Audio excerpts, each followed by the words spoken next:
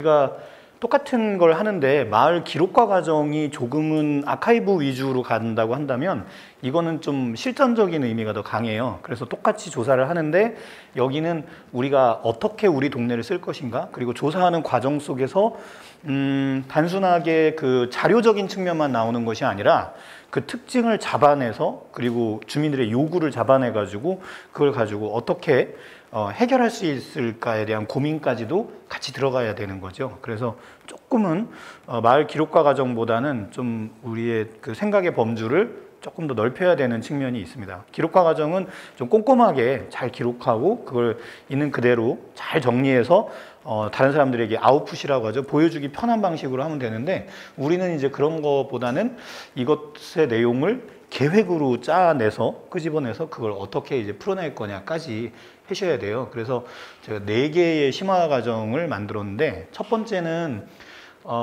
주민 의견 수렴하고 자원조사하는 기법입니다. 이게 가장 기본적인 거니까 많이 해보신 건데, 그럼에도 불구하고 같이 해보면 또 다를 거예요. 그래서 요거 하고요. 그 다음에 두 번째 과정이 여러분들 그 책에도 나와 있지만 그 조사되어진 내용을 바탕으로 해서 계획을 어떻게 세울 것인가에 대한 부분입니다. 그래서 안을 만드는, 기획이 계획으로 바뀌고 계획이 의안으로 바뀌어서 올라가서 상정해서 그게 승인을 받으면 계획안이었던 것이 계획안에 안이 떨어지고 계획이 되죠. 그래서 그 과정을 세 번째 배우고요.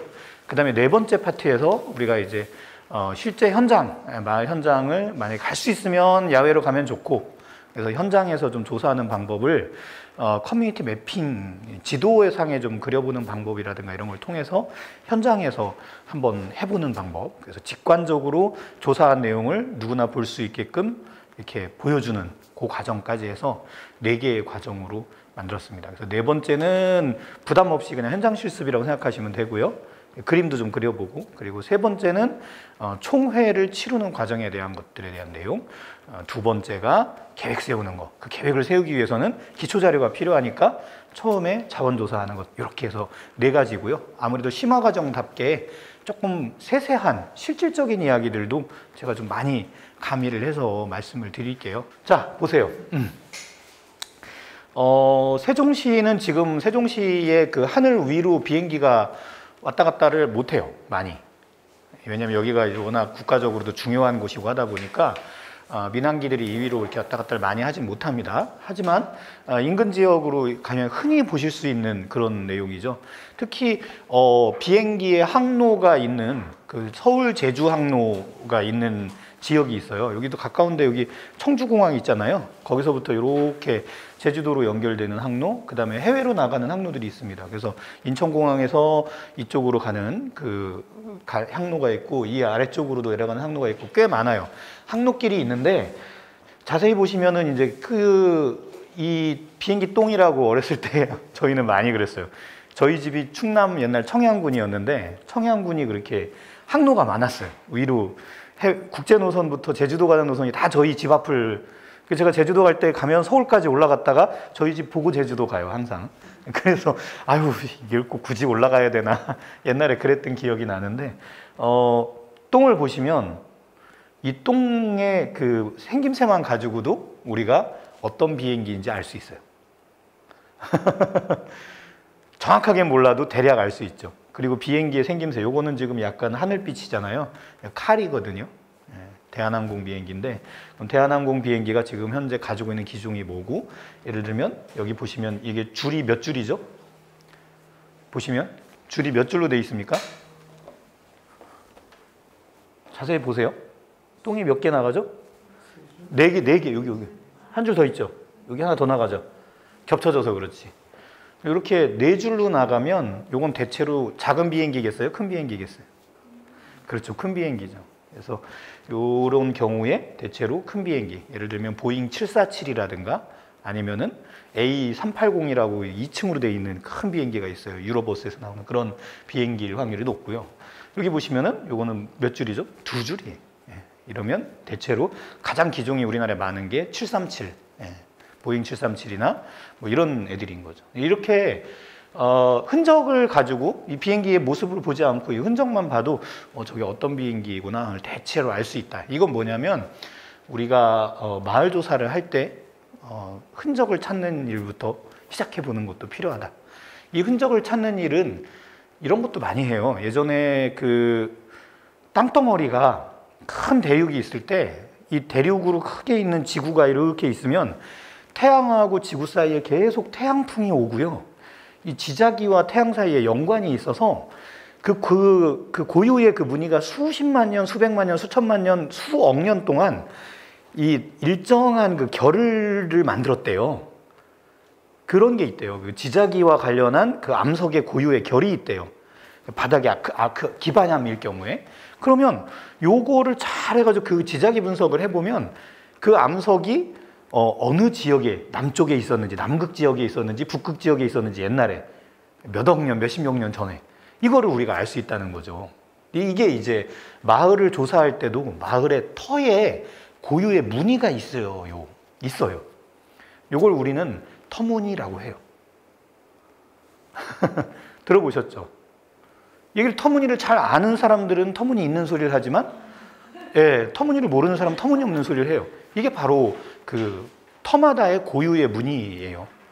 우리나라는 재미있는 게 뭐냐면 지질학자들이 얘기하기로, 제 얘기가 아니라 이 경기 육계라고 해서 경기도에 큰 판이 북한으로 이어지는 판이 있고요.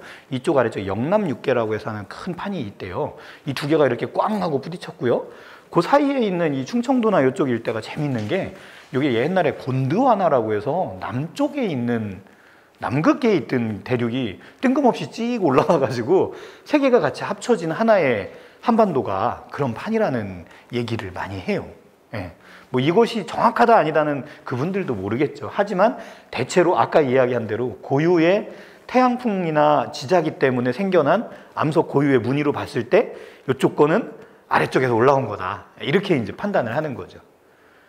그러면 예를 들면 어떻겠느냐. 이 큰 경기 육계하고 영남 육계가 꽝 부딪히면 굉장히 힘이 센 1만 기압이라고 하는 강력한 압력으로 찍 암석을 긁어요. 이렇게 치고 이렇게 올라오고 내려가죠. 이걸 뭐 정압, 부정압 그러기도 하는데 찍 끌고 올라오면 이 위에 있는 그 중에서 규소라고 하는 성분이 있대요. 이제 어려운 거니까 많이 안 들어도 돼요.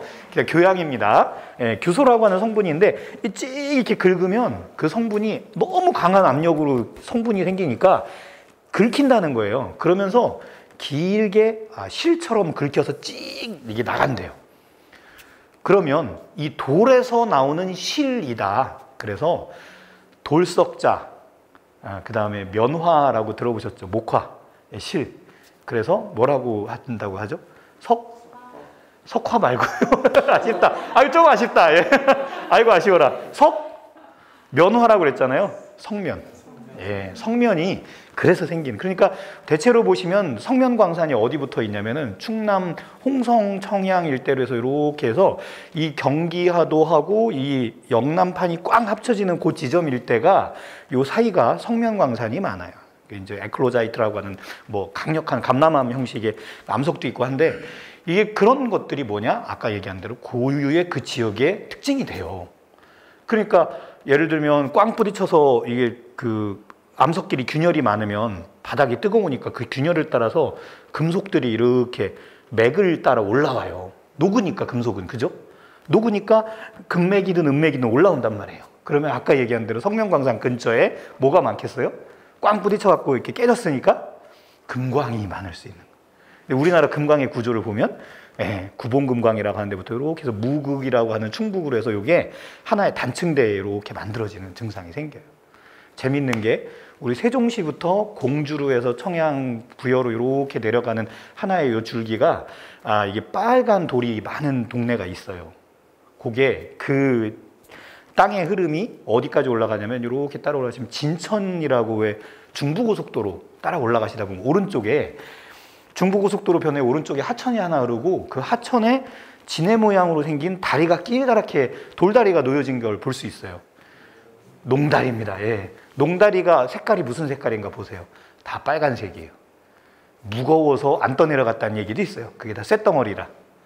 그게 붉은 세일층이라고 하는데 그 암석이 똑같은 게 공주에도 있고 군산에 가셔가지고 군산에서 그 옛날 그 도시재생한 흔적들을 보면은 거기 타일에 붙여져 있는 게 다 빨간색, 일제시대에 붙여놓은 게 다 빨간색 타일이에요. 오래된 건물들이. 그게 다 어디서 온 거냐면 맞은편 서천의 장항이라고 하는 곳에 그 큰 산들, 그 굴뚝 세워진 산들이 다 붉어요. 그게 공주보에도 있고 청양에도 있고 부여 반주원에도 있고 이게 따라서 쭉 어디까지 올라가냐면 진천까지 올라가는 거죠. 아까 얘기한 대로 꽝 뿌리쳐서 이렇게 올라갔는데 거기 옛날 2억 5천만 년 전에 있던 빨간색 세일층이 올라온 거예요. 이렇게 고유의 터의 무늬에 따라서 다양한 게 생겨난다. 그렇게 생겨나고 봤더니 거기에 공룡 발자국이나 공룡 알도 나오더라. 2억 5천만 년 전 그 지층이래요, 그게. 그러니까 그 안에서 공룡 알도 나오고 그러는 거죠. 쓸데없는 얘기를 왜 마을 조사를 하는데 이런 땅속 얘기를 지금 30년 전 마을 얘기를 해도 지금 안 들릴 판에 고유의 문이라는 게 그것이 사실은요 지역의 문화를 결정하기도 합니다. 예를 들면 아까 얘기한 그 지역을 따라서 이렇게 꿍 하고 부딪혔을 때 방향이 어떻게 되냐면 서울 북방에서부터 이렇게 남쪽으로 북동쪽으로 동동북 북동동쪽 북북동이라고 그래야 되겠네요. 북쪽에 가깝게 살짝 동쪽으로 단층대가 이렇게 만들어져요. 공주 분지라고 하는 건데 예를 들면 그 분지를 따라 뭐가 이루어지냐면 저 아랫역에 있던 성춘향과 이도령도 거기로 왔다 갔다 했고 이순신 장군도 그 골짜기로 왔다 갔다 하셨고 무슨 얘기냐면 지금 1번 국도라고 하는 국도가 있잖아요. 우리 저 세종하고 관련이 있는 국도예요.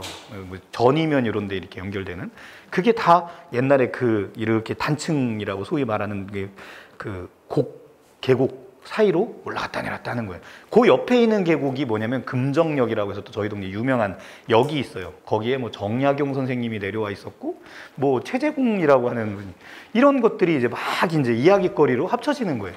그러면 아까 이야기한 터마다 고유의 그 땅의 무늬들이 이렇게 서울하고 아래쪽 방향이 서로 소통하기 좋게 이렇게 주름이 그렇게 졌으니까 그래서 충청도하고 서울이 소통을 자주 할 수 있었고 기후지방이 되는 거죠. 그러면 전이면에 그 꽝 하고 부딪혀서 균열이 생기니까 땅속에서 석회암지대하고 관련돼서 나올 수 있는 그 톡 쏘는 그런 광천수가 나오고 강한 산성을 띠니까 세종 임금님이 오셔서 눈을 씻고 나서 아이고야 좋다 그러시는 바람에 이렇게 됐더라. 이게 이제 그 지역마다의 고유성이 땅속의 지질과도 관련이 있다. 이런 거죠. 이게 차근차근 이렇게 갑니다. 자, 그래서 오늘은 그 이후에 마을이 어떻게 규정될 수 있고 우리 마을을 조사할 때 어떤 내용들이 있는지에 대해서 함께 공부를 이제부터 해보겠습니다. 자, 넘어갑니다. 주민 참여로 마을 조사를 활동을 해야 돼요. 주민 참여로. 왜 그러냐면요. 주민을 참여하지 않으면 마을 조사 활동이 전문가가 이 안에 들어와서 6개월이든 1년이든 살지 않으면 제대로 마을을 판단을 못해요. 왜냐? 마을이라는 게 굉장히 복잡한 구조를 가지고 있어요. 생각보다. 진짜로. 한 사람 한 사람 사는 공간이라는 게 되게 단순할 수도 있지만 이 생활의 공간이라는 것이 아시잖아요. 지금 사시고 계시는 곳이 무슨 동이라고 하셨죠? 세롬동이라고 하면 이 세롬동 안에서 우리가 조사를 해보자. 동네 안에. 그러면 어떤 조사를 할 수 있을까요? 세롬동도 똑같이 사람 사는 곳이잖아요. 그러면 세롬동에 뭐가 있을까요? 나무가 있겠죠? 세롬동에 풀도 있죠? 세롬동에 있든 없든 어쨌든 조그마한 도랑 같은 거라도 있겠죠? 그리고 세롬동에 뭐가 있을까요? 사람 사는 곳이니까 마트도 있죠? 알고 계시는 거 제가 얘기하는 거 세롬동에 뭐가 있을까요? 맛집도 있죠. 이 모든 것들을 이제 풀어내야 되는 거잖아요. 그리고 세롬동 2기 이전에 거기가 뭔가였겠죠? 그것도 또 찾아내서 풀어내야 되죠. 그러니까 되게 많은 것들을 조사해야 되는데 외부 조사자는 한계가 있는 거죠. 이게 뭐가 한계가 있냐면 맨날 있을 수가 없으니까 한계가 있는 거죠. 그리고 거기 있는 것들은 또 계속 변화하잖아요. 계속 변화하다 보니까 결국은 그 동네 사는 사람이 매일 보는 사람이 이거를 기록하는 것이 가장 완벽하죠. 누가 뭐라고 하더라도. 단점이 있죠. 거기 있는 사람은 전문가가 아니니까 정확한 판단을 할 수가 없죠. 예를 들면 어저께 봤던 새 한 마리가 여기 아까 대평동 쪽에 오셨습니다. 그쪽 동네는 이제 금강변이에요. 그렇죠? 건너편에 이제 그 멋있는 전월산이 딱 보이고 이렇게 앞에 막 초지가 있어요. 근데 겨울철에 허옇고 큰 새가 왔어요. 엄청 커요. 뭐 이만해. 그런데 내가 그 새의 이름을 알아요, 몰라요? 그런 게 문제가 있는 거죠. 그러니까 우리 동네에 귀한 손님이 오셨다, 겨울에. 그런데 새가 엄청 크다. 이걸 어떻게 기록하실래요? 새 이름을 동감 찾아서 지금 당장 확인이 불가능하잖아요. 그래서 그런 것들에 대한 시민들의 조사할 때의 장점은 뭐냐면 지속적으로 기록할 수 있다는 장점이 있어요. 대신에 단점이 있죠. 뭐냐? 제가 뭔지를 정확하게 몰라요. 시민이니까, 우리 일반 시민이니까. 그래서 일반 시민들이 맞는 그런 기록하는 방법이 있는데, 예를 들면 이런 거예요. 새다 그러면 우리 기준으로 잡을 수 있는 새들이 있어요. 가장 대표적인 새, 제일 맛있는 새 있죠. 기름 중에 제일 그렇죠. 예, 그거. 예. 기름 중에선 참기름이 제일 맛있고, 개 중에 참개가 맛있고, 새 중에 참새가 제일 맛있거든요. 그렇죠. 그러면 이 새는 참새보다 크고, 그 다음 기준이 될 만한 새가 뭐가 있을까요? 흔한 거. 텃새, 제일 흔한 거, 우리 주변에. 까치, 예. 까치보다는 좀 작다. 이렇게 표현할 수 있는 거예요. 그리고 색깔은 얘기할 수 있죠. 갈색 바탕에 참새보다는 크고 까치보다는 작은데 얘가 어디 있었다? 네, 뭐 이렇게 무슨 뭐 나무의 중간에 있었다가 이렇게 날아가는데 푸드드득 이렇게 날아가더라. 이렇게 쓰는 거예요.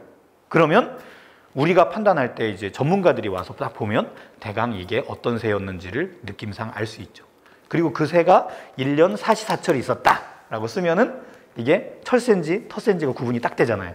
이렇게 시민들이 할 수 있는 수준에서 우리 동네 일을 기록하는 게 되게 연속성이 있기 때문에 장점이 있다는 거죠. 이게 아주 핵심적인 우리가 마을 참여조사를 하는 이유입니다. 시민들이 조사하는 이유입니다.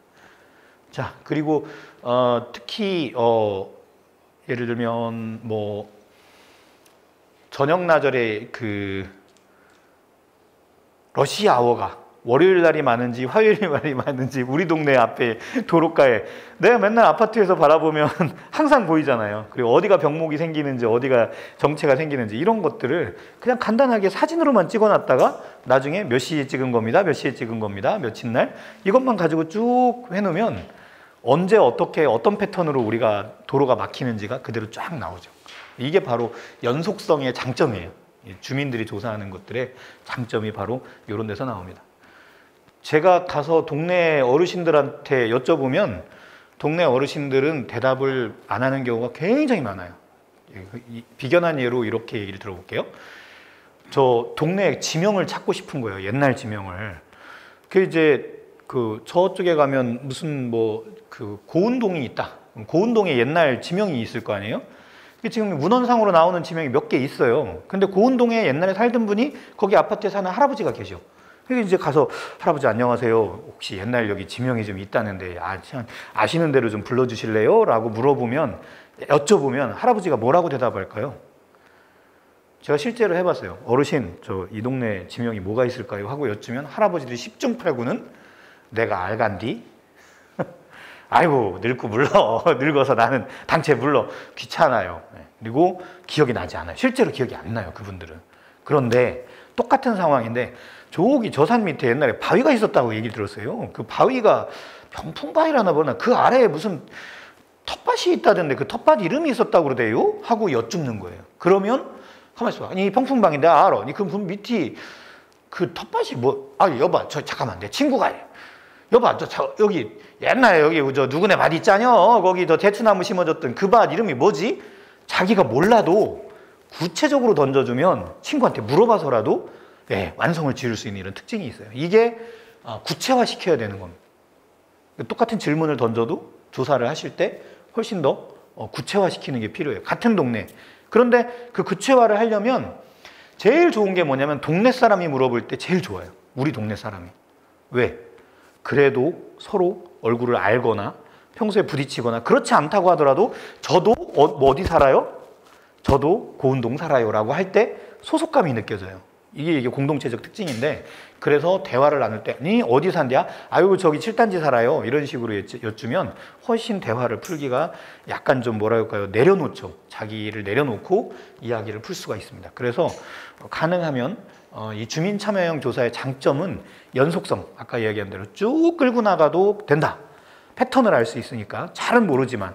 그래서 연속성의 장점이 있고, 또 하나는 뭐냐면 주변에 가까운 데 있는 사람이기 때문에 아무래도 우리 그 청자와 화자가 있는데, 화자, 글 이렇게 말을 하시는 분이 훨씬 더 편하게 얘기를 하실 수 있다는 장점이 있습니다. 그래서 우리가 이렇게 마을에 대한 욕구 조사를 하실 때, 혹은 자원 조사를 하실 때 그런 장점이 있다는 것. 그 다음에 세 번째가 뭐가 있냐면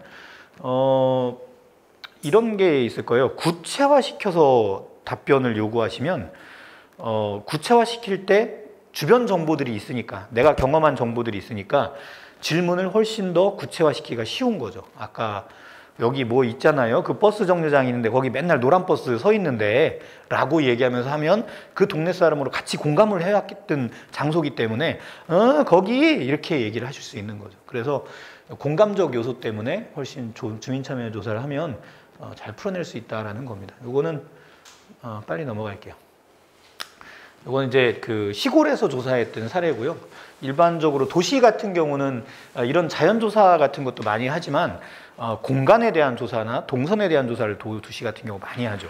그래서 하는데, 시골 단위에서 도시 단위에서도 어디나 상관없이 굉장히 중요한 것은 둘 다 사람이 사는 공간이다 보니까 결국은 도로라든지 혹은 하천이라든지 혹은 뭐 상가라든지 이런 데를 중심으로 해서 공공적으로 사람들이 함께 쓰는 공간들이 대체로 조사 데이터가 아웃풋이 훨씬 더 풍성하게 나옵니다. 그리고 더 깊이 알 수도 없죠.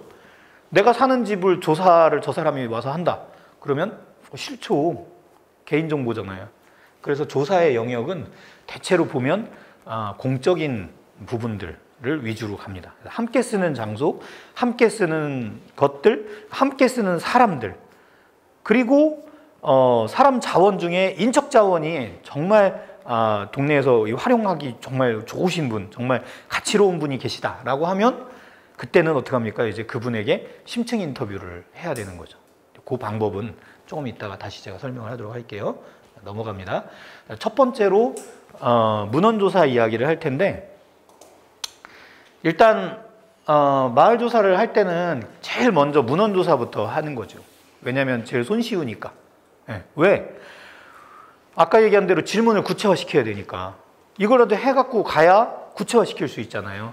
옛날에 보니까 이런 말도 있던데요? 라고 던져줄 수 있어야 되니까. 그래서 문헌조사가 굉장히 중요하고요. 간단하게 문헌조사할 수 있는 곳들 제가 몇 군데 찾아봐 드릴게요. 다음 페이지 보시면은 일단 시청 홈페이지 가시면 그 지역과 관련해, 특히 세종은 아카이브가 잘 돼 있어서 그 면지들이 다 올라가 있어요. 옛날 면지들이. 세종시는 홈페이지. 그래서 올라가셔서 뭐 장군 면지다, 뭐 아니면 여기 있던 원래 옛날 뭐 연서 면지다, 이런 것들 다 찾아가지고 하시면 과거 면에 대한 기록들을 꽤 많이 아카이브 해놓은 내용들이 있어요. 특히 세종시가 만들어지기 이전에 2007년, 2005년, 2004년 요 시절에 이 지역에 있던 고유의 마을들을, 없어지기 전에 마을들을 다 조사한 내용들이 있어요. 그것들이 책으로도 나와 있고요. 그래서 이제 그런 것들을 여러분들이 확인하실 수 있습니다. 그래서 문헌조사를 하면 의외로 세종시가 생각보다 다른 지역보다 그런 게 많아요. 주민센터 가시면은 일반적인 정보들을 파악할 수 있죠. 특히 우리 지역 안에, 우리 마을 안에, 우리 동 안에 사는 사람들의 연령대별 인구 같은 거 알고 싶다. 예를 들면 우리가 혼자 사는 인구가 많은데 이 사람들이 20대가 많은지 40대가 많은지 알 수가 없잖아요. 그럴 때 동사무소나 면사무소 같은 데 가셔서 여러분들이 이제 마을 이런 내용으로 우리 마을을 조사하러 왔습니다 라고 여쭈면 처음엔 좀 싫어하실 수 있죠. 왜냐하면 그 데이터를 그 연령대별로 뽑는 게 쉬운 일은 아니에요. 그러니까 귀찮아하실 수 있는데, 취지 설명하고 잘 부탁드립니다 라고 말씀드리면 다음 날 아침 정도에는 그분이 여러분들에게 연령대별 조사표를 이렇게 만들어서 제출, 뭐 엑셀 파일이든 이렇게 주실 수가 있을 겁니다. 개인정보는 못 드려도 최소한 뭐 30대 여성이 몇 명, 30대 남성이 몇 명, 이런 식으로 인구 분포의 연령 분포 정도는 나올 수 있습니다. 그게 바로 주민센터가 갖고 있는 장점이죠. 호적정, 예, 그 옛날에 호적계라고 했는데 지금 뭐라고 하냐, 호병계라고 하죠. 옛날에는 그런 걸로 확인할 수 있죠. 자, 그다음에 시도교육청에 가면 교육기관에 대한 이력을 확인할 수 있죠. 지역에. 이것도 중요한 부분이죠. 우리의 공적인 장소 중에 하나니까. 그다음에 중간지원조직에 가면 중간지원조직들이 또 데이터를 쌓고 놓고 있는 데가 좀 있어요. 예를 들면 세종의 우리 사회적경제공동체센터 같은 경우가 그동안 어쨌든 마을조사 활동가나 기록가들이 정리한 내용들이 있을 거예요. 근데 그런 것들을 모아오시면 또 그것도 중요한 방법이고, 또 하나 좋은 게 뭐냐면 역시 지역문화원이죠. 세종은 조치원문화원인가요? 연기문화원이었다가 이름을 예? 지금 이제 세종문화원인가요? 그러면 여기 가시면 이제 과거의 연기 시절부터 쌓아온 데이터들이 굉장히 많고요. 요것도 문화원 연합회가 전국 단위로 홈페이지로 만든 게 있을 거예요. 그 사이트에 가면 그동안 해놓은데 좀 부지런한 문화원들은 이걸 다 디지털로 바꿔가지고 거의 올려요. 세종문화원이 이걸 했는지 안 했는지 모르겠는데 한번 들어가 보세요. 문화원 연합회에 올라가 보시면 그 홈페이지 안에 그런 자료들이 있습니다. 그리고 잘 아시는 통계청, 이런 데는 뭐 통계 자료 같은 것들 확인하실 수 있고요. 여기서부터가 이제 재밌는 겁니다. 국토정보지리원. 예. 여기 가시면 뭐 백지도부터 시작해가지고 다양한 지도 링크들이 있어서 연결하셔갖고 공간 정보를 확인하기에 정말 좋은 곳입니다. 여기다 제가 적지 않은 게 있는데요. 검색해서 적어주세요. 자, 아까 지질 얘기를 했는데 우리 세종시 안에서 내가 있는 텃밭에서 실제 어떤 작물을 재배하면 좋을지, 우리 여기 혼자 있는 개인주택들 많잖아요. 앞에 조그만 텃밭이 있고, 아파트 말고, 아파트는 어차피 내가 만드는 인공환경이니까 그렇지 않은 집들의 텃밭에서 우리 세종시 기후에서 우리가 키울 수 있는 작물은 무엇일지, 이런 궁금하잖아요. 우리 마을 안에서. 흑토람, 흙, 예, 이광수의 흙처럼 흑토람 검색하시면 돼요. 흑토람. 예, 토람, 흑토람. 예, 사람 할 때 람이에요.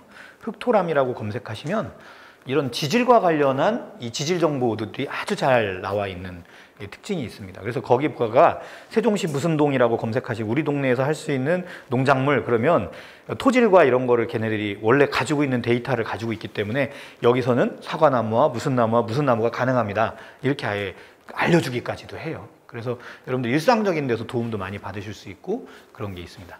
그 다음에 공공데이터 포탈이라고 있어요.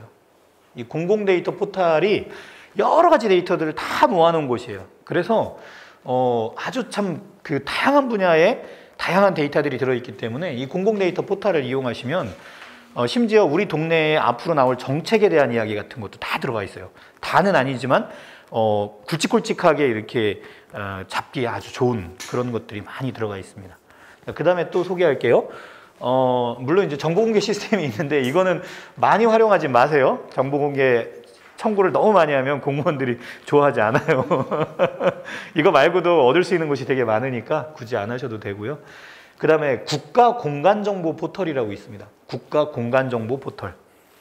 국가공간정보 포털. 이 국토부에서 하는 건데요. 여기 들어가면 다른 지도들로 갈 수 있는, 다양한 지도들로 갈 수 있는 민간 지도부터 뭐 환경정보 포털, 그 다음에 농지정보 포털, 이 포털들이 되게 많아요. 농림부에서 하는 거 있고 환경부에서 하는 거 있고, 이런 걸 들어가 보시면 예를 들면 우리 동네에 있는 뒷산이 뭐 자연환경 등급이 뭐 1등급지다, 뭐 3등급지다 이런 거에 따라서 개발이 가능한지 불가능한지 이런 것들도 알 수 있고, 식생이 뭐가 살고 있는지, 우리 동네에 살고 있는 포유류에 대한 이야기 이런 것도 알 수 있고요. 환경부 환경정보 포털에 가면. 그 다음에 그러니까 이게 다 이 국가공간정보 포털에 가시면 그 안에서 이렇게 찾아 들어가시기가 참 좋아요. 그리고 이 국가공간정보 포털이 장점이 뭐냐면 그 지역의 옛날 지명, 고유 지명이 지금까지 나와 있는 민간 사이트를 다 포함해서 한 18개 정도의 그 오픈 API나 다양한 그 온라인상의 지도가 있는데 그 중에서 지명이 제일 많이 나와 있어요. 그래서 그런 용도로 국가공간정보 포털을 잘 활용하시면 좋겠다. 민간 지도 중에서는 이제 하늘 지도가 있는데 그것도 역시 국가공간정보 포털에서 들어갈 수 있어요. 거기 들어가면 역시 지명이나 이런 것들을 잘 이제 볼 수 있고 그런 장점이 있습니다. 그래서 이런 데들 얘기했고요. 그 다음에 지질정보 포털도 있어요. 이런 걸 들어가시면 우리 마을 안에 주택가를 어디다가 세우면 좋을지 이런 것들을 확인할 때 아주 좋아요. 왜냐면 우리 땅 속에 안반이 기반암으로 뭐 화강암이 있고 그 위에 편마암이 있는데 그 위로 뭐 충적지가 있다. 비가 많이 온다. 그러면 화강암 위로 물이 이렇게 고여 있을 거 아니에요? 근데 그 위로 살짝 뭐가 덮어요? 예, 흙이 덮어 있는 거예요. 그러면 화강암 위로 흙이 살짝 덮어 있는 상태에서 거기서 물이 잔뜩 흥건히 있으면 물이 밑으로 빠지지 않고 화강암 위에서 어떻게 해요? 계속 땅 밑으로 물이 흘러요. 그렇게 되면 이게 경사가 져 있다. 그럼 어떤 현상이 생길까요? 매끄러운 화강암이 있고 그 위에 흙이 얹어져 있는데 비가 많이 와요. 어떻게 되겠어요? 그렇죠. 이게 바로 우리가 알고 있는 산사태라고 하는 거죠. 그러니까 그런 것들이 날 수 있는지 안 나는지도 사실 그런 지질정보 포털에 가보시면 지역을 확대해서 보시면 여러 지도가 있는데 거기서 확인하실 수가 있어요. 그래서 우리 마을이 정말 살기 좋은 마을이고 안전하고 위험성이 없는지에 대한 그런 것들도 이런 것들을 보실 줄 알게 되면 훨씬 더 눈이 넓어지고 문헌조사를 통해서 다양한 정보들을 얻어낼 수가 있습니다.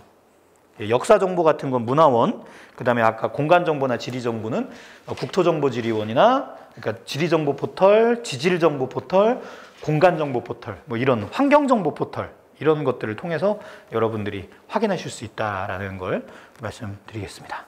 자, 다음 넘어가 볼게요. 짜잔. 그 다음에 의외로 재밌는 사이트가 바로 요거죠.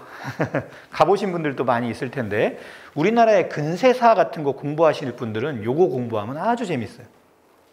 이게 바로 뉴스 라이브러리입니다. 두 군데가 제공하고 있죠. 하나는 네이버 뉴스 라이브러리라고 해서 거기 안에 가시면 이제 동아일보, 매일경제, 무슨 경향신문 이런 것들이 올라가져 있고요. 그 다음에 조선일보 포털이 또 따로 있어요. 조선일보 뉴스 라이브러리가. 그래서 우리나라 제일 오래된 신문이죠. 현재 남아있는 것 중에 그 양대 신문이죠. 동아와 조선이 다 올라가 있어요. 일제 때부터. 뭐 황성신문이라든가 뭐 독립신문 이런 거는 따로 문헌을 찾아 들어가야 되겠지만 그거 외에 두 개 정도는 1920년대부터 쉽게 말하면 지금까지의 대부분의 신문 기사가 다 올라가 있습니다. 100%. 그러니까 경향신문도 꽤 오래됐잖아요. 그런 것들을 가지고 우리가 옛날 이야기들을 다 찾아낼 수가 있습니다. 여기서 최소한 동단위 정도의 이슈들, 그러면 옛날 면이었을 때 이름이 있을 거 아니에요? 그 이름으로 검색하시면 이 동네에 언제 무슨 일이 있었는지가 생각보다 큰 사건인 경우에 다 나와요.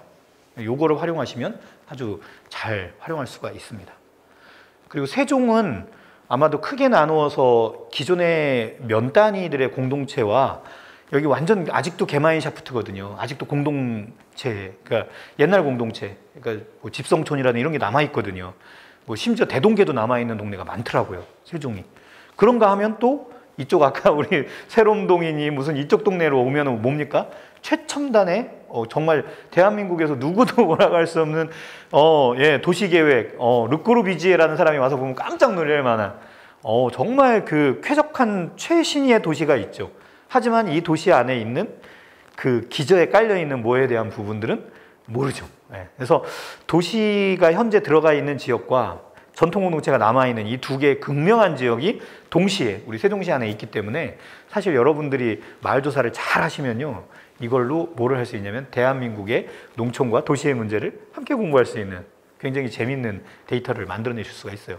혼자 조사하는 게 아니라 여기 공부하시는 분들이 같이 네트워크로 이렇게 공부하다가 모임체도 만드셔가지고 같이 이렇게 마을 같은데 거닐러도 좀 다니시고 그러면 굉장히 재미있는 일들을 많이 풀어낼 수 있죠.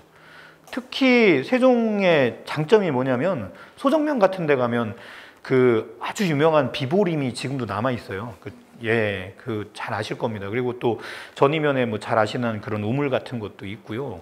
또 뭐 연서면 같은 데 가시면 또 마을 공동체가 아주 잘 남아 있는 동네도 있고 이런 것들을 여러분들이 이제 같이 네트워크 하셔가지고 살 붙이는 거죠. 도시 같으면은 제일 먼저 만들어진 첫마을과 조금 나중에 만들어진 동네와 이 시간차를 두고 발달해 가잖아요. 뭐가 특징이 있고 뭐가 다를까? 이런 것들에 대한 공부를 하셔도 생각보다 재밌는 우리 공부거리들이 많이 나옵니다. 자, 인터뷰의 종류와 방법에 대해서 이제부터 강의를 하겠습니다. 인터뷰는 종류가 크게 나누면 인터뷰 말고도 뭐 예를 들면 토론을 한다든지 뭐 또 설문을 한다든지 혹은 뭐 워크숍을 한다든지 여러 종류의 주민들과 만나는 방법이 있죠.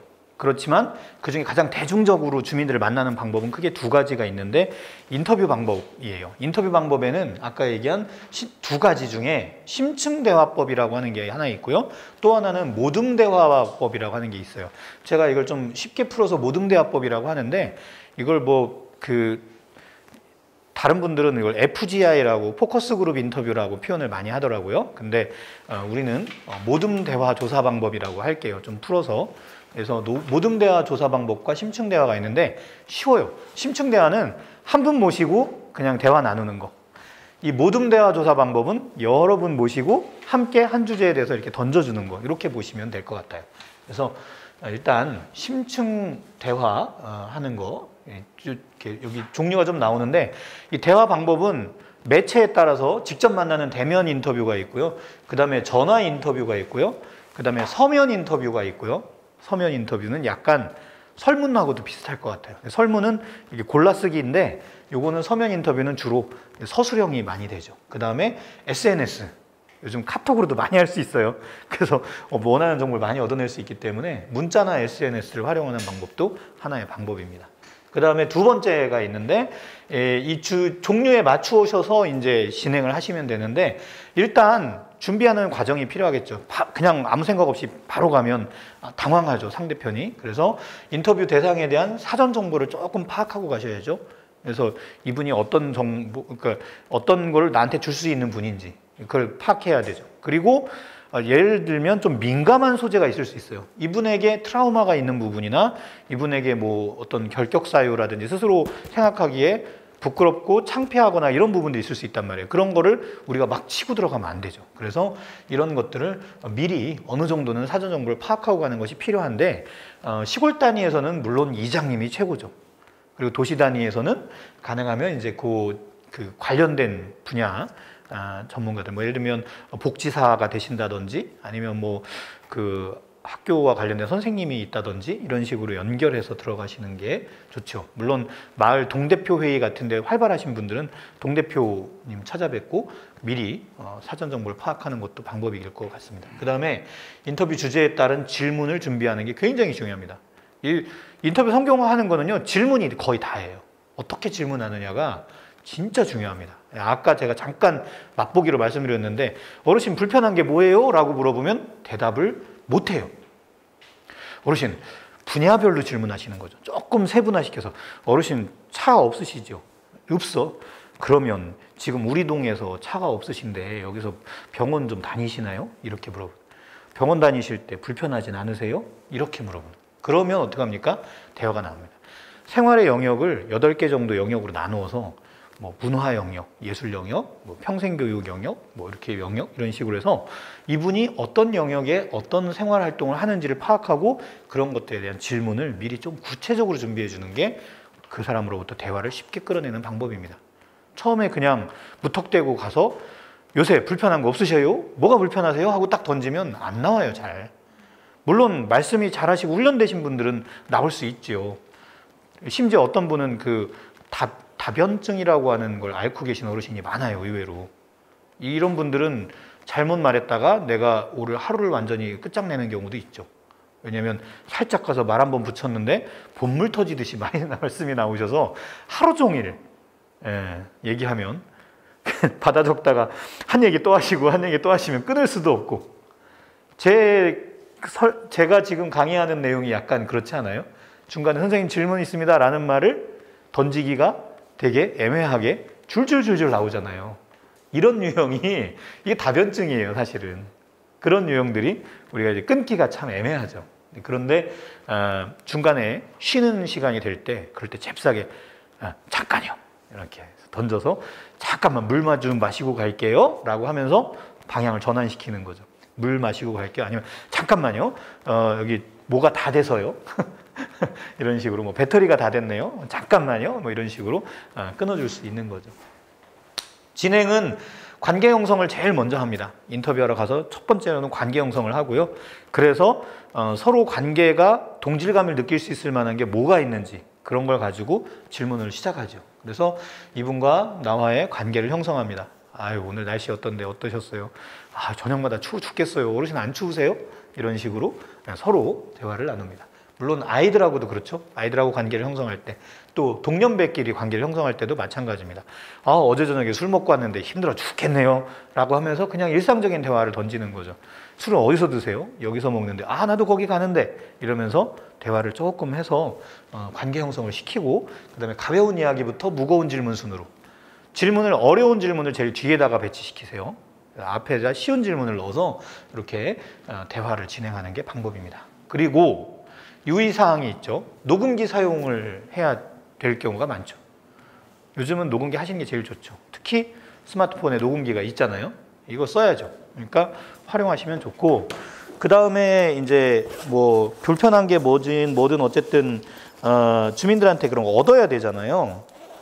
뭔가를 얻어내야 되잖아요. 그러니까 다양한 방법을 활용합니다. 여기 보시면 뭐 이런 블루투스 스피커 이런 것도 활용하고요. 또 그 다음에 그 시중에 가면 한 2, 3만 원 정도 가지면 이런 것도 구매가 가능하죠. 예, 저는 이거 3만 원인가 주고 샀는데 이런 종류들이 되게 많아요. 그러면 이렇게 놓고 그 다음에 이렇게 놓고 이 앞에서 치는 거죠. 그리고 녹음도 하고. 근데 녹음을 처음부터 허락을 받아도 되고요. 이분들이 녹음을 대체로 싫어하시는 분들이 많아요. 그런 경우에는 약간의 팁인데, 처음에 녹음을 처음부터 하지 마세요. 처음부터 하지 마시고 처음에 잠깐 쓰다가, 잠깐만요 어르신, 제가 이거 쓰기가 좀 불편해서 그런데 또 이게 놓치고 그럴 것 같아요. 그래서 저 죄송하지만 저 녹음도 좀 해주셔도 될까요? 라고 일단 나간 다음에 나중에 하다가 내가 불편해서 녹음을 해야 되는 걸 허락을 득하는 경우가, 처음부터 이 내용은 녹음되고 발음을 조심하시, 이런 용도로 쓰겠습니다 이렇게 말씀드리는 것보다 조금 더 쉽습니다. 허락을 받기가. 그래서 일단 뭔가 해보다가 중간에 조금 안 되는 상황이 생기면, 불편하다라고 생각이 들 때 말씀드려서, 저 어르신 제가 지금 쓰고 있는데 이거 놓칠 것 같아요. 그래서 말씀 잘 들으려고 녹음하는 거 괜찮으세요? 이렇게 중간에 들어가면 훨씬 더 허락을 얻기가 경험상 쉽습니다. 심층대화의 자세 내용을 이제 조금 풀어볼게요. 요거는 그 방법적인 측면인데요. 보세요. 여기 김연아 선수를 보시면 굉장히 좀 불편해하지 않으세요? 이거 왜, 이때 어떤 일이 있었는지 아세요? 이게 어느 대회에 나가가지고 굉장히 잘 풀었어요. 그래서 성적도 좋았고, 그래서 이거 얼마나 좋으세요? 이렇게 딱 이런 인터뷰가 되는 자리인데, 그 자리에서 기자가 욕심을 낸 거예요. 이때 무슨 일이 있었냐면, 김연아가 남자친구가 있을 때. 뭔지 아시죠? 예. 그러니까 굉장히 안 좋아하는 상황이 생기는 거죠. 이런 경우는 굉장히 이 친구에게도 굉장히 불편한, 우리 얼마나 좋은 선수인데 불편하게 하는 거죠. 하등의 그 내용과 관련 없는 다른 질문을 통해서 상대편을 굉장히 찌푸리게 하는 경우죠. 이 바람직하지 않습니다. 여기도 뭐 그런 케이스들인데, 그래서 처음에 대화를 할 때 솔직하고 진지한 자세로 들어가 주세요. 그리고 내가 원하고자 하는 정보에 위주로 질문을 하셔야지, 쓸데없는, 아까 불편할 수 있는 질문들, 그런 거는 피하셔야죠. 그래서 상대를 인정하고 존중해주는 자세로 들어가실 때 제대로 풀어낼 수 있습니다. 그리고 인터뷰이라고 표현하는데, 내가 인터뷰를 요청하는 그분께 눈을 떼지 말고 흐름을 읽어가야 돼요. 근데 눈을 떼지 말라고 해서 또 이렇게 가서 선생님 어떻게 생각하십니까? 이러면 안 되죠. 그건 취조고요. 대체로 보면 눈 밑에 10도 정도 각도, 여기 정도 바라보시면은 좀 부담을 덜 느끼시더라고요. 이렇게 해서 하시고, 그 다음에 아까도 얘기했지만 사전에 미리 간단한 정보 준비하시고, 의미와 마음이 담긴 선물 준비하는 것도 나쁘지 않아요. 제일 좋은 거는, 시골 같은 경우 할머니들은 부담 없이 사탕 몇 개만 가지고 가도 생각보다 좋아하세요. 그냥 이렇게 할머니 사탕이에요 이렇게 딱 주시기만 해도. 근데 요즘은 코로나 때문에 이것도 쉽지 않더라고요. 저도 어제도 인터뷰하고 왔는데, 코로나 상황이라서 가능하면 좀 야외에서 저도 진행을 합니다. 그리고 또 인원이 또 한정이 돼 있다 보니까 이런 그 심층 인터뷰밖에 못 해요 지금. 아까 모아놓고 어르신들 이렇게 안 돼요 지금은. 다 예방주사 맞으셨는데도 부담스럽더라고요. 자, 그 다음에 방문 목적을 명확하고 뚜렷하게 알려드려야 되는 거 맞습니다. 처음에 이러이러한 이유로 방문했고요. 이러이러하게 활용될 겁니다. 명확하게 알려주시고요. 그 다음에 인터뷰이한테 더불어서 이 주변을 좀 미리 그 그림을 그려주세요. 이거 스케치 기사라고 하는데 그 인터뷰하러 가기 전에 그날 날씨는 어땠고 현장에 가 있었더니 주변에 버스가 많이 다니고 그랬고 인터뷰를 만났는데 이분은 어땠다라는 그런 배경적 설명을 조금 해주시면 훨씬 좋습니다. 그리고 가능하면 질문은 간단하게. 내 말이 길어지면 상대편이 지루해져요. 지금 질문하는 사람이 나고 답변할 사람이 저 사람인데 내가 더 길게 말을 하면 안 되겠죠. 그래서 질문은 가능한 한 간단하게. 그 다음에 이제 꿀팁 들어갑니다. 요게 이제 상대를 편하게 하는 질문들이죠. 시골 예로 든다면 이제 세종의 시골에 대한 이야기를 예를 드는 겁니다. 그래서 처음에 가서 어르신한테 어르신 옛날 이야기, 마을 옛날 이야기가 필요해요. 옛날 이야기 좀 해주세요. 라고 딱 던지면 말을 쉽게 한다 못한다? 못해요. 그러니까 질문을 하러 갈 때 화자가 어르신이다 그러면 딱 판단을 하는 거예요. 할머니다 그러면 간 다음에 어떻게 해요? 할머니 이 마을 사신 지 얼마나 되셨어요? 라고 여쭤보는 거 괜찮아요. 구체적으로 뭘 답변할 수 있잖아요. 이런 구체적인 답변이 가능한 질문으로 가야 돼요. 그래서 제일 좋은 게 뭐냐면 시골에서 제가 할 때 제일 좋았던 게 할머니 여기 시집 오실 때 뭐 타고 오셨어요? 가마 타고 오셨어요? 트럭 타고 오셨어요? 택시 타고 오셨어요? 이렇게 여쭈면 답변이 재밌게 나와요. 거기서부터. 그러니까 아이고 가마는 무슨 가마요? 나 신식이요. 뭐 이런 식으로 얘기하시기도 하고 가마 타고 왔는데 말이야 가마꾼이 요강을 안 넣어줘가지고 힘들었어. 이게 되게 중요한 게 거리가 있어요. 그러니까 몇십 리마다 예를 들면 오전에 한나절에 갈 수 있는 거리면 요강 하나만 넣어주고 오후에 갈 수 있는 거리면 뭐 한나절이 안 되는 거리면 그걸 안 넣어주고 또 그 다음에 좀 더 가야 되는 거리면 뭐 식사거리 같은 걸 같이 준비해 가고 가마꾼하고 뭐 이런 게 있어요. 또 어떤 가마꾼을 만나면 내비게이션처럼 지금 어디까지 왔습니다. 뭘 지나고 있어요. 막 말해주는 친절한 가마꾼도 있고 또 어떤 가마꾼은 같이 걸어가요. 그러다가 마을 앞에 가갖고 야 타. 어리니까 신부가 어리니까 그냥 끝까지 걸어가는 거예요. 말도 못하고 동네 어른들이니까 가마꾼이 결국은 가마를 못 타보는 거죠. 마지막에 잠깐 타는 신용만 하고 그런 케이스도 있고 이제 그런 것들이 바로 이런 구체적인 이야기를 통해서 만들어낼 수 있어요. 그 옛날에 누구나 했을 법한 경험들에 대한 이야기를 던져주면 훨씬 대화를 나누기가 쉽습니다. 자, 넘어갑니다. 요거 이제 그런 예들이에요. 아까 시집 올 때 어떤 거 타고 오셨어요? 올해 무슨 농사 지으셨어요? 이바지떡 가실 때 친정 얘기 좀 해주세요. 이바지떡을 옛날에 반드시 했거든요. 이런 것들을 가지고 요즘 젊은이들한테는 이런 거보다 다른 질문을 던져야겠죠. 예를 들면 처음에 친해지시려고 하면은 블랙핑크가 좋아? 방탄소년단이 좋아? 이렇게 질문을 던져야겠죠. 그러면 내가 방탄소년단을 조금은 알아야겠죠. 그러니까 그 세대에게 질문을 던지려면 조금 그 세대를 좀 공부하고 가는 게 바람직하죠. 자, 넘어갑니다. 아이고. 자, 이제부터 대화를 나누는 거를 제가 잠깐 보여드릴 텐데 어렵지만 우리 선생님이 오늘 하루는 좀 저랑 도와주셔야 될 것 같아요. 자, 제가 인터뷰를 하러 가는 겁니다. 여러분들 보세요. 인터뷰를 하러 가는 거예요. 선생님한테 인터뷰를 하러 갔어요.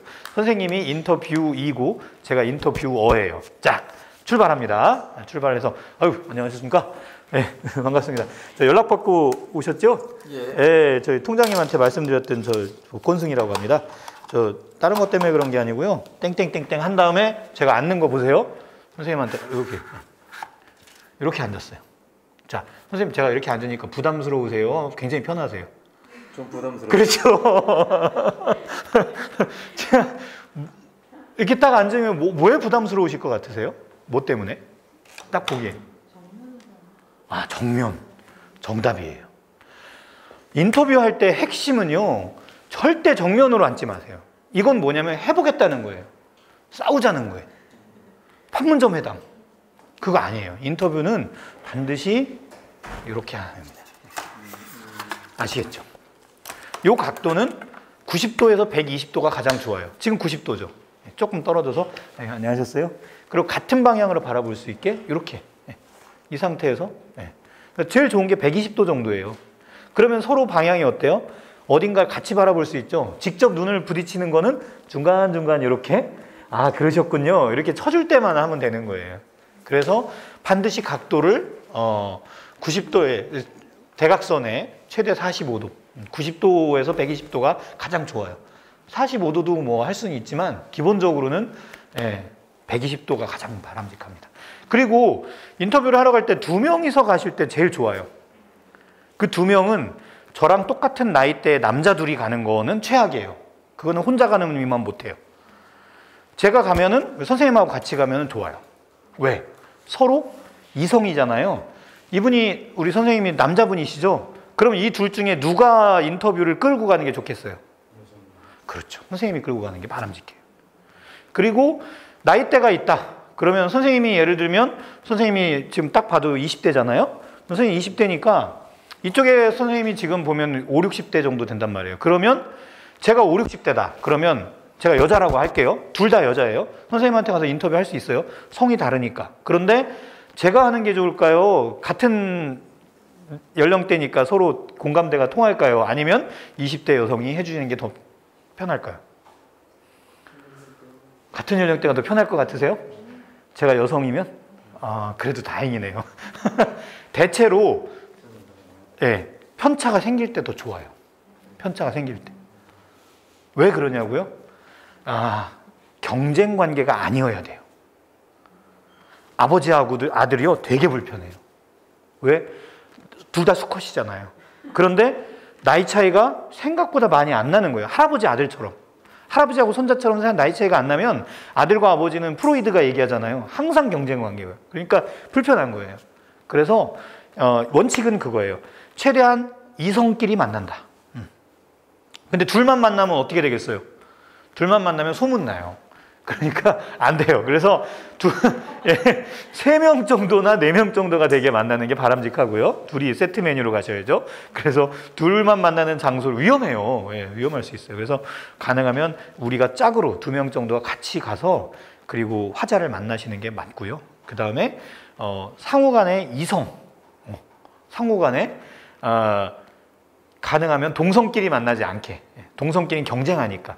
이성끼리 만나는 게 더 좋고요. 그래서 2대1이 가장 좋고 그 다음에 이성으로 만나고 그러니까 제일 좋은 건 뭐냐면 이런 거예요. 여러분들 보시기에 심리적으로 가장 안정적인 두 사람의 관계가 제가 예를 들어 볼게요. 30대 남자와 30대 남자가 앉아있어요. 마루에. 불편해 보이죠? 네. 그런데 할머니하고 손자가 앉아있어요. 같은 마루에. 느낌이 확 다르죠? 그 다음에 할아버지하고 누가 앉아있어요? 손녀가 앉아있어요. 이것도 좋아요. 네, 이거가 중요한 거예요. 이것만 아시면 됩니다. 그러니까 이성끼리 만나고 나이 차이를 늘리면 좋아요. 그렇게 해서 인터뷰를 하면은 훨씬 더 효과가 좋다라는 거 말씀드립니다. 그리고 가능하면 왼쪽 얼굴을 상대에게 보여준대요. 저 이거 왜 그런지 모르겠어요. 이쪽을 보여주래 가능하면.